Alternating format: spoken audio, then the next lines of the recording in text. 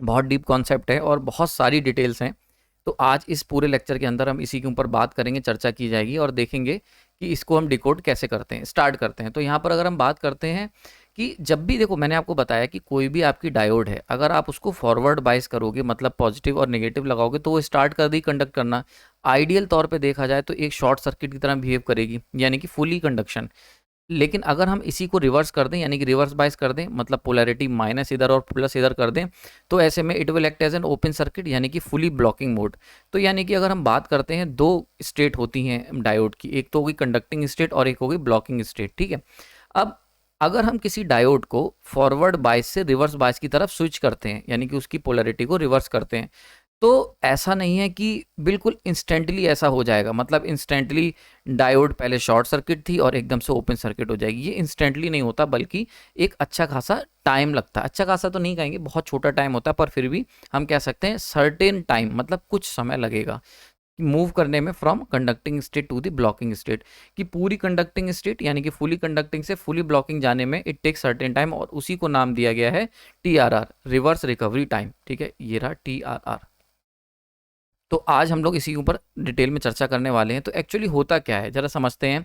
जब भी हम पोलैरिटी को चेंज करते हैं, तो मान के चलते हैं इनिशियली हमने फॉरवर्ड बाइस कर रखा था, यानी कि पॉजिटिव पोलैरिटी इधर और नेगेटिव पोलैरिटी यहाँ पे, तो ह्यूज अमाउंट ऑफ करंट जो है वो डायोड से फ्लो कर रहा था। तो डायोड क्या होगा, इमिडिएटली बंद होने की जगह क्या होगी, धीरे धीरे उस करंट को पहले रिड्यूस करेगी। तो आप देख सकते हो, जैसे ही हम लोग पोलैरिटी को रिवर्स कर देंगे, माइनस इधर और प्लस इधर, यानी कि हमारी डायोड रिवर्स बाइस हो गई। तो जो फॉरवर्ड डायरेक्शन में फ्लो होने वाला करंट था, वो पहले सबसे पहले उसको रिड्यूस होना स्टार्ट होगा, करंट की वैल्यू डाउन जाना स्टार्ट होगी। पॉजिटिव डायरेक्शन की करंट, पॉजिटिव आई का मतलब in the direction of forward biasing, यानी कि प्रीवियस करंट की बात कर रहा हूँ, ये हो गई पॉजिटिव डायरेक्शन, सही है। उसके बाद क्या होगा, थोड़ी देर बाद it briefly allows current to flow in reverse direction, ठीक है। अब क्या होगा, करंट की वैल्यू पहले बहुत तेज फ्लो कर रही थी, मान के चलते हैं 10 एम्पियर। अब क्या होगा, गिरते गिरते वो जाएगी हमारे पास 1 एम्पियर, देन फाइनली वो जीरो हो जाएगी। अब यहाँ तक का तो केस समझ में आता है। तो अगर देखा जाए आइडियली क्या होना चाहिए था, यहाँ पर जाके डायोड हमारी रिवर्स बाइस होके ऑफ हो जानी चाहिए थी, बट बहुत इंटरेस्टिंगली यहाँ पे डायोड ऑफ ना होके रिवर्स डायरेक्शन में करंट फ्लो करने लगता है, यानी कि माइनस का 2 एम्पियर, माइनस का 3 एम्पियर। तो मतलब रिवर्स डायरेक्शन में करंट फ्लो करने लगता है, एंड देन वो पीक आउट होके वापस से क्या होता है, एक बार वो पीक पे पहुंचेगा, देन वापस से करंट क्या होगा, रिवर्स डायरेक्शन में, मान के चलते -3 एम्पियर पीक अचीव करी, देन उसके बाद -2, -1, एंड फाइनली जाके यहाँ पे करंट हमारा जीरो होता है। फाइनली समझ में आ रही बात है। तो जो हम देखा हमने कि करंट की वैल्यू 10 एम्पियर से घटते घटते जीरो आई, एंड देन फिर से -3 गई, एंड देन फिर से जीरो आई। ये जो पूरा आप देख रहे हो ना, ये क्यों होता है, ये जो रिवर्स डायरेक्शन की करंट आई, ये एक बहुत बड़ा, एक कह सकते हो एक नेगेटिव पार्ट है, जिसकी वजह से टाइम लगा। भाई 10 से जीरो आने में जो टाइम लगा वो लगा, बट जीरो के बाद जी जो नेगेटिव डायरेक्शन में करंट फ्लो करी ना, इसकी वजह से मेजर टाइम लगता है डायोड को शिफ्ट होने में from forward conduction to the reverse blocking condition में, ठीक है। और ये क्यों होता है, ये होता है स्टोर्ड चार्ज कैरियर्स की वजह से। इसको जरा समझते हैं।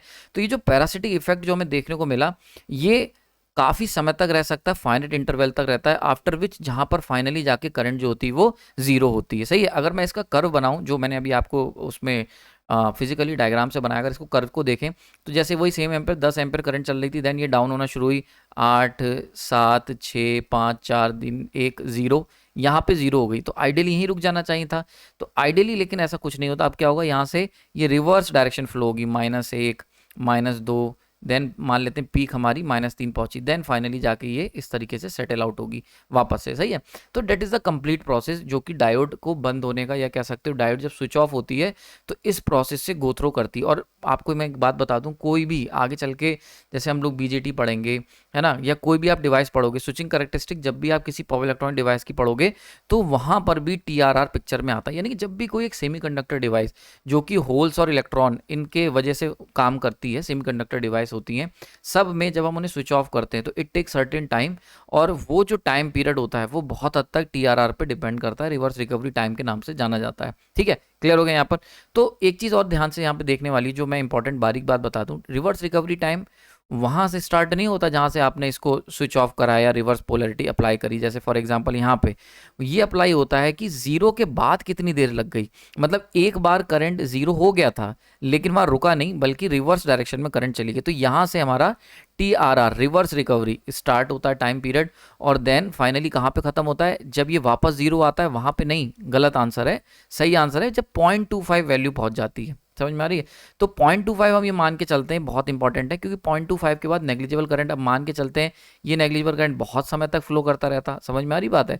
लेकिन ये क्या है, ये बहुत ही नेग्लिजिबल हो जाएगा तो इतनी टेंशन की बात नहीं है, हम ये मान लेंगे, यही वो मेन पॉइंट होता है। तो 0.25 RR यानी कि जब जो रिवर्स डायरेक्शन की पीक करंट है, ये क्या IRR क्या है, रिवर्स डायरेक्शन की peak current, that should be the peak current, इसकी 0.25 वैल्यू, जब इसका 0.25% रह जाए या 0.25 वैल्यू रह जाए, या कह सकते हो 25% जब ये रह जाए, तो मान के चलते रिवर्स पीक माइनस में 100 एम्पेयर गया, तो जब ये आपका घट के कितना रह जाए, ये 25 एम्पेयर माइनस का रह जाए, वहां से हम मान लेंगे कि हमारी जो है TRR खत्म हो गया। So that is your complete time period. ठीक है, क्लियर हो गया यहाँ पर TRR। तो यहाँ पर अगर हम सारे इसके टाइम पीरियड के जोन को बांटें तो T1 क्या है, T1 वो टाइम है जहाँ से फॉरवर्ड करंट जीरो हो गई। देखो यहाँ से दिखाता रहूंगा, थोड़ा सा डायग्राम बड़ा था तो ऊपर रह गया। T1 वो टाइम पीरियड है जहाँ पे करंट पहली बार जीरो हुई। ठीक है, उसके बाद T2 वो टाइम पीरियड है जहाँ पे रिवर्स रिकवरी टाइम जो था, जो रिवर्स रिकवरी करंट था वो पीक पे पहुंचा। सो ये तुम्हारा कंप्लीट रिवर्स रिकवरी करंट है, और ये जो पीक वैल्यू है इसकी, इसको बल्कि मैं यहाँ पे IRR पीक कह सकता हूँ।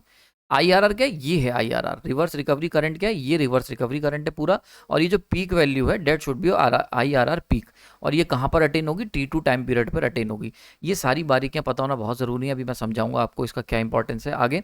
देन फाइनली आता है T3 टाइम पीरियड, ये क्या होगा, जिस पर रिवर्स रिकवरी करंट जो होगा वो 25% तक गिर गया फ्रॉम इट्स पीक वैल्यू। सही है, जो भी उसकी पीक होगी उससे जब वो 25% पे गिर जाएगा उसको हम कह देंगे T3। सही है, तो TRR is basically the time between T1 जहां पे पहली बार करंट जीरो हुआ था, वहां से लेके जब करंट फाइनली जो रिवर्स डायरेक्शन में फ्लो करा, अपनी पीक वैल्यू अटेन करा IRR पीक, एंड देन उसके बाद घटता हुआ 0.25% ऑफ IRR पीक पे पहुंचा। That should be your TRR। समझ में आ रही बात है, क्लियर हो गया? यहाँ पे बहुत सारे लोगों को लगता है जब जीरो हुआ एंड देन फाइनली जब जाके जीरो हुआ तब, नहीं, दूसरी तरफ याद रखना, इस पे क्वेश्चंस बहुत आए हुए हैं। तो अगर हम बात करते हैं रिवर्स रिकवरी टाइम की, अब ये टेक्निकल डेफिनेशन की बात करूं तो टाइम बिटवीन जब जीरो क्रॉसिंग हुई करंट की और वो पॉइंट जहां पर रिवर्स रिकवरी करंट जो है वो डिके होते होते 25% रह गया of its reverse recovery peak value. समझ में आ रही बात है? तो IR पीक जो होगी इसका जो, जब वो 25% रह गया होगा वो टाइम। ठीक है, क्लियर हो गया? अब देखो एक बड़ी इंटरेस्टिंग चीज समझ ध्यान से देखते हैं, यानी कि अगर हम इस पूरे सिनारियो को देखें और TRR की बात करें तो हम इसको दो कैटेगरी में बांट सकते हैं। सबसे पहले T1 से लेकर T2 का टाइम पीरियड, इसको हम कहते हैं TS। ठीक है, दूसरा टाइम होता है T2 से लेकर T3, इसको हम कहते हैं TT। ठीक है, अभी मैं बताऊंगा, सारी चीजें हम लोग डिटेल में देखेंगे। ठीक है, तो यानी कि अगर हम पूरे टाइम पीरियड को देखें तो एक बार क्या हुआ, जब जीरो करंट पहुंच गई, जीरो से लेके एक बार तो बड़ी तेजी से करंट पीक की तरफ जाएगा, यानी कि करंट की वैल्यू राइज करेगी negative direction and then decay करेगी। तो एक हो गया राइज टाइम, जिसमें करंट की रिवर्स करंट जो है, यानी कि जो अपोजिट डायरेक्शन में करंट फ्लो शुरू हुआ है वो बढ़ता जाएगा और अपनी पीक वैल्यू अटेन करेगा। देन वो डिके टाइम की जो बढ़ा हुआ करंट है वो वापस से जीरो की तरफ जाएगा। तो इन दो कैटेगरी में हम इसे बांट सकते हैं। सही है, हालांकि दोनों में डायरेक्शन ऑफ करंट नेगेटिव ही है। तो रिवर्स करंट के पीछे का अगर मेन कारण की बात करी जाए तो वो होता है due to excess minority carriers जो कि ट्रैप्ड हो जाते हैं ड्यूरिंग दी फॉरवर्ड कंडक्शन। अब ये क्या बात हुई, इसको जरा समझते हैं। तो हम सबको पता है कि भाई डायोड जो होती है अगर न्यूट्रल कंडीशन में ऐसी है तो पी के पास होल ज़्यादा है और एन के पास इलेक्ट्रॉन मेजोरिटी में है। लेकिन जैसे ही हम डायोड कंडक्ट करते हैं फॉरवर्ड डायरेक्शन में, फॉरवर्ड बाइसिंग अप्लाई करके, तो क्या होता है, पी के होल्स एन में एंटर करते हैं और एन के इलेक्ट्रॉन पी के अंदर एंटर करते हैं, यही तो होता है। तो क्या होता है, इलेक्ट्रॉन्स जो होते हैं इंजेक्ट करते हैं into the P type, injected होते हैं पी टाइप के अंदर, इंजेक्ट होते हैं, और होल जो होते हैं वो एन टाइप के अंदर घुस जाते हैं।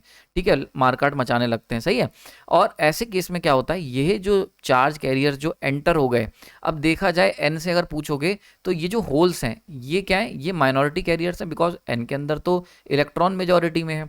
तो ये जो होल जो पी से चले आए हैं, घुस के चले आए, घुसपैठियां हैं, यही तो वो एक्स्ट्रा एक्सेस माइनॉरिटी चार्जर्स घुस आए ना।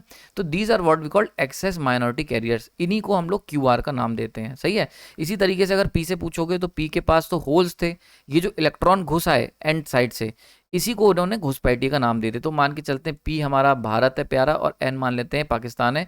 तो जो इंडिया के लोग पाकिस्तान में चले गए वो उनके लिए घुसपैठी है, और वहाँ के जो हमारे यहाँ के हमारे लिए घुसपैठी है। सही है। तो ये जो एक्स्ट्रा कैरियर्स आ गए हैं, these are the excess minority carriers, और ये क्यों आए? Because of the forward biasing की वजह से। सही है। तो जब भी जो मेजॉरिटी कह सकते हो आप, मेजॉरिटी चार्ज कैरियर्स तो एन में इलेक्ट्रॉन्स हैं और पी में होल्स हैं, लेकिन माइनॉरिटी एंटर कर जाता है because of the forward biasing. सही है। अब होता क्या है, जब भी पोलैरिटी को हम लोग रिवर्स करते हैं, वोल्टेज पोलैरिटी को, यानी कि रिवर्स बायस की कंडीशन अप्लाई की जाती है। रिवर्स बायसिंग में क्या होता है, इधर माइनस लगाया इधर प्लस लगाया, तो पी के अंदर जो इलेक्ट्रॉन्स घुस आए थे वो इलेक्ट्रॉन जो होंगे, और जो एन के अंदर होल्स घुस आए थे वो वापस जाने की कोशिश करेंगे। तो जब भी हम लोग रिवर्स बायस करते हैं, पोलैरिटी को रिवर्स करते हैं, तो इलेक्ट्रिक फील्ड जो होती है वो क्या करती है, वो ये जो माइनॉरिटी एक्सेस माइनॉरिटी कैरियर्स जो अंदर तक घुस आए थे, इनको वापस से स्वीप करके अपनी अपनी जगह पहुंचाने की कोशिश करती है। बिल्कुल होना भी चाहिए। क्यों? क्योंकि जब हम रिवर्स बायस करेंगे तो एक्सटर्नल इलेक्ट्रिक फील्ड जो होगी वो क्या करेगी, नेगेटिव चार्ज पॉजिटिव से नेगेटिव फ्लो करेगी। इससे क्या होगा, ये पॉजिटिव चार्ज जो है, ये जो इलेक्ट्रॉन इधर घुस आए थे इनको रिपेल करेगा यहाँ से नेगेटिव चार्ज, और पॉजिटिव से अट्रैक्ट करेगा। और ये जो नेगेटिव चार्ज है, ये जो होल्स इधर घुस आए थे इन्हें अट्रैक्ट करेगा। साथ ही साथ ये पॉजिटिव चार्ज इन होल्स को क्या करेगा, रिपेल करेगा।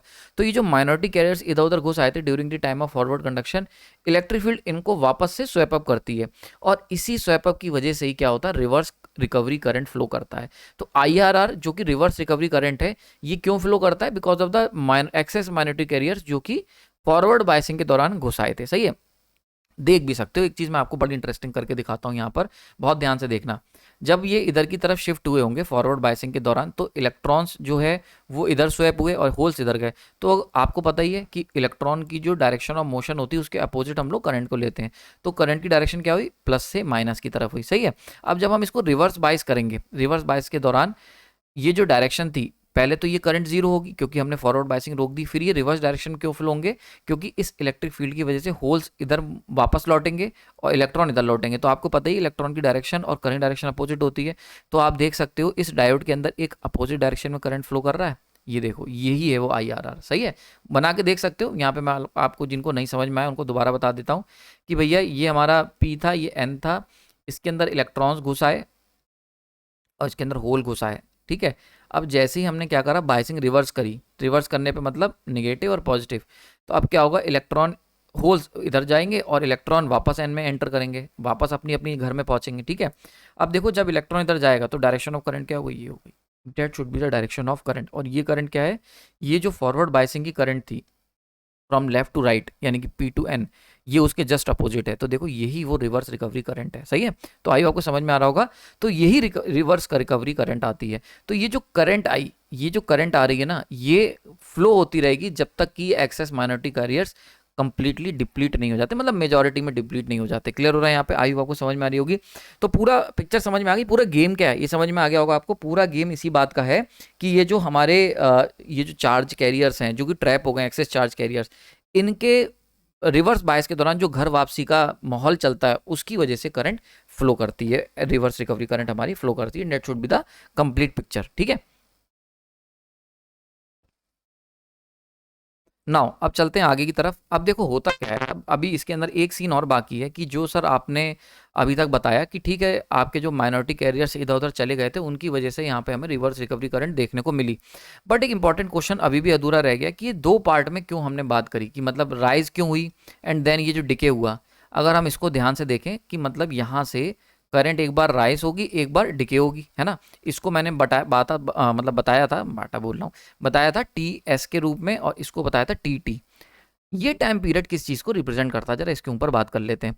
तो एक्चुअली क्या होता है, जब भी फॉरवर्ड बायसिंग हमने करी, अभी हमने देखा था ऊपर फॉरवर्ड बायसिंग करी, तो जो चार्ज कैरियर्स थे यानी कि होल्स, P टाइप के होल्स और N टाइप के इलेक्ट्रॉन, ये बड़े डीप तक चले जाते हैं, डीप इनसाइड दी सेमीकंडक्टर तक पेनिट्रेट करते हैं। सही है। तो अगर हम पूरे पिक्चर को ध्यान से देखें तो चार्जेस ना दो जगह ट्रैप होंगे। ठीक है।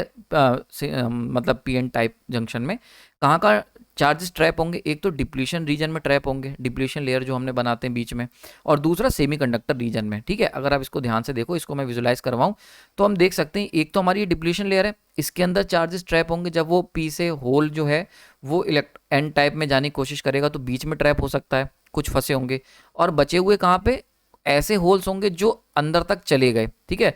तो कुछ तो डिप्लीशन लेयर में ट्रैप हो गए और कुछ जो थे वो semiconductor layer, N type semiconductor में और पी टाइप सेमीकंडक्टर में चार्जेस ट्रैप हो गए, यानी कि चार्जेस जो हैं दो जगह ट्रैप हुए, depletion layer and P type and N type.